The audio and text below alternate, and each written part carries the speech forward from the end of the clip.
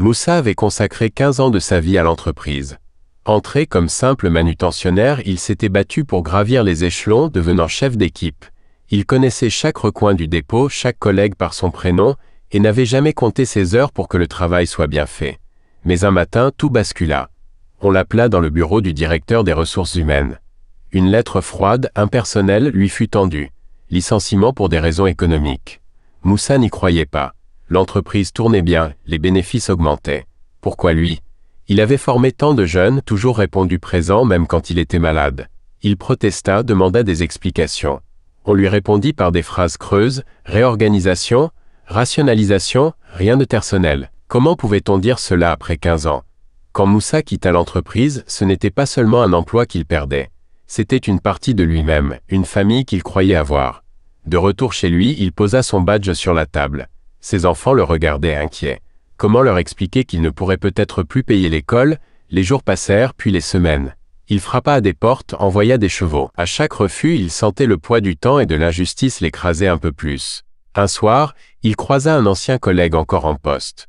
L'homme lui apprit que son poste avait été donné à un jeune employé, payé 2 fois moins cher. Ce n'était pas une question d'économie. Juste un choix cynique. Une décision sans cœur. Moussa comprit alors qu'il n'avait jamais été qu'un numéro pour eux, et que 15 ans de fidélité ne valent parfois rien face à la froide logique du profit. Les jours passèrent, puis les semaines. Le licenciement de Moussa ne fut pas seulement une épreuve professionnelle. Il devint un fardeau qui pesa lourdement sur sa famille. Au début, sa femme, Hawa, tenta de le soutenir. « On va s'en sortir, tu es un homme courageux. » Mais au fil des mois, l'absence de revenus transforma l'espoir en angoisse. Les factures s'accumulaient.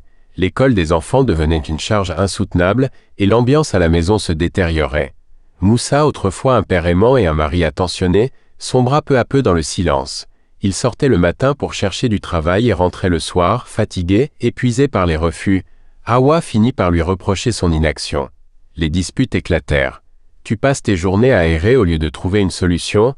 lui lança-t-elle un soir, à bout de nerfs. L'amour, rongé par les difficultés, laissa place au ressentiment. Un jour, Hawa prit une décision brutale. Elle demanda le divorce. Elle voulait protéger leurs enfants de cette vie d'incertitude et ne croyait plus en un avenir avec lui. Moussa se retrouva seul, sans travail, sans famille, sans repères. Il toucha le fond. Mais au lieu de se laisser abattre, il trouva refuge dans sa foi et sa résilience. Il recommença à se battre. Il suivit une formation en gestion de stock, apprit de nouvelles compétences et surtout, il n'abandonna jamais. Après plusieurs tentatives infructueuses, une entreprise logistique lui offrit enfin une chance. Le patron, impressionné par son expérience et sa ténacité, lui donna un poste de responsable d'entrepôt. Petit à petit, la vie de Moussa reprit des couleurs.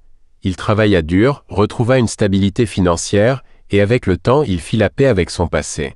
Un jour, alors qu'il était assis dans un parc, observant les enfants jouer, une femme s'assit à côté de lui. Elle s'appelait Mariam, une enseignante bienveillante et compréhensive. Ils discutèrent, se revirent plusieurs fois, et un jour, l'amour frappa à nouveau à sa porte. Moussa avait perdu beaucoup, mais il avait aussi appris. Son licenciement, aussi injuste fût-il, lui avait montré qu'après chaque épreuve, une nouvelle vie est possible. Aujourd'hui, il est heureux, plus fort que jamais, et surtout, il sait que l'essentiel ne réside pas dans un travail ou une réussite matérielle, mais dans la force intérieure et la capacité à toujours se relever.